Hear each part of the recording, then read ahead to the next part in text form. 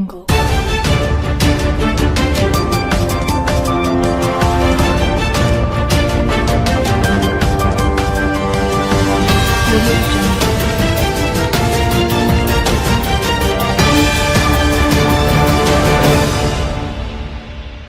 मैं हूं Shivangi. BMW news Bihar में आप सबका स्वागत है। बिहार की राजनीति में दोस्तों इन दिनों काफी हलचल हो रही है। ऐसे में केंद्रीय गृह मंत्री अमित शाह के दौरे के बीच लोक जनशक्ति पार्टी यानी रामविलास के अध्यक्ष चिराग पासवान के ताजा बयान ने सभी का ध्यान अपनी ओर खींच लिया है। धर्म और राजनीति पर उनकी टिप्पणी सिर्फ एक सामान्य बयान नहीं बल्कि एक बड़ा सियासी संकेत मानी जा रही है। सवाल ये उठ रहा है कि क्या चिराग पासवान अपने राजनीतिक रुख को कोई नया मोड़ देने जा रहे हैं या फिर ये बयान सिर्फ बिहार की राजनीति में किसी बड़े बदलाव की ओर इशारा है। दरअसल चिराग पासवान ने अपने बयान में कहा है कि कौन कहाँ नमाज पढ़ेगा, नवरात्रि में दुकानें बंद रहेगी, ये फालतू की बात है। इस पर कोई चर्चा की जरूरत नहीं, गुंजाइश भी नहीं है। लोग अपनी राजनीतिक रोटियां सेकने की सोच की वजह से समाज में बंटवारा पैदा करने की कोशिश करते हैं।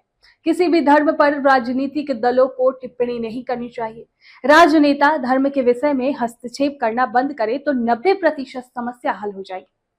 बता दें कि हाल ही में एक निजी चैनल से बातचीत के दौरान चिराग पासवान ने एक सवाल के जवाब में कहा कि लोग सालों से सड़कों पर नमाज पढ़ते आ रहे हैं। अगर आज हम इस बारे में बात नहीं कर रहे होते तो आपका सवाल यह होता कि खाद्य प्रसंस्करण मंत्री के तौर पर उन्होंने क्या काम किया। अब ये बातें सेकेंडरी हो गई है। जब उनसे कहा कि उनकी सहयोगी पार्टी यानी बीजेपी के लोग इस बारे में बात कर रहे हैं तो इस पर चिराग ने कहा कि वो इससे सहमत नहीं है। चिराग ने कहा कि वो 21वीं सदी के शिक्षित युवा है, इसलिए धार्मिक मामलों में हस्तक्षेप नहीं करना चाहते। अब दोस्तों चिराग पासवान के इस बयान का मतलब समझने की कोशिश करते हैं। चिराग पासवान ने कहा कि यह व्यक्तिगत आस्था का मामला है। उन्होंने इफ्तार पार्टी दी और वहां पर वो तिलक लगाकर पहुंचे थे। ये उनकी अपनी आस्था है। चिराग ने कहा वो दूसरे के धर्म का सम्मान करने के लिए अपने धार्मिक मूल्यों को नहीं भूलेंगे, लेकिन ये मुद्दे बंद दरवाजों के पीछे के हैं। ये व्यक्तिगत आस्था का मामला है। कुछ लोग किसी धर्म का पालन करते हैं लेकिन दूसरे का नहीं। वहीं कई हिंदू तिलक नहीं लगाते, क्या वे हिंदू नहीं है? ये व्यक्तिगत आस्था है। दरअसल हाल के दिनों में सियासत का पेंच ऐसा फंसा हुआ है कि जो चिराग पासवान अपने ही बातों में कई बार फंसे हुए नजर आते हैं और कई बार उनकी कुलबुलाहट भी बता जाती है। एक तरफ वो धर्म की राजनीति को लेकर वो जो बात कर रहे हैं वो सीधे तौर पर अपने ही कुछ सहयोगियों यानी बीजेपी की ओर इशारा करता है। वहीं दूसरी ओर उन्होंने वक्फ संशोधन बिल पर जो बातें कही है वो एक तरफ से मुसलमान को आईना दिखाने वाला जवाब भी माना जा रहा है। तो आइए सबसे पहले समझ लेते हैं चिराग पासवान ने वक्फ बोर्ड पर क्या कहा। केंद्रीय मंत्री चिराग पासवान ने पटना में मीडिया से बात करते हुए कहा, वक्फ संशोधन बिल मामले में चल रहे विवाद पर चिराग पासवान ने कहा कि हम लोगों की मांग थी और जेपीसी का गठन हुआ। इसमें कई दलों के लोग हैं और सबने अपनी बात रखी। जब सदन पर ये रखा जाएगा तब कुछ बातें निकल कर आएगी तो फिर इस पर जवाब दिया जाएगा। जाहिर तौर पर चिराग पासवान का डबल स्टैंड आम लोगों को जरूर चौंका रहा है, लेकिन राजनीति के जानकार इस नीति को बखूबी पढ़ रहे हैं। दरअसल चिराग पासवान की राजनीति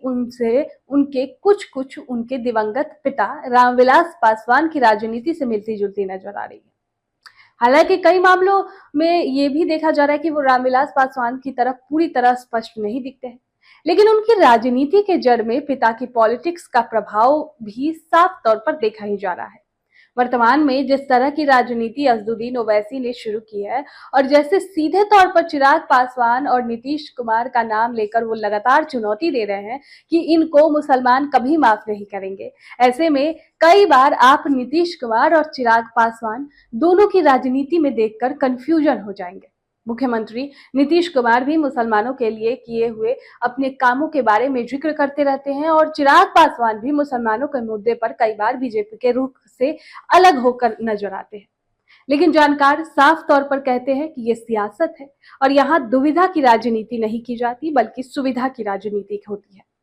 यार इस पर आपकी क्या राय है दोस्तों, कमेंट बॉक्स में हमें जरूर बताएं।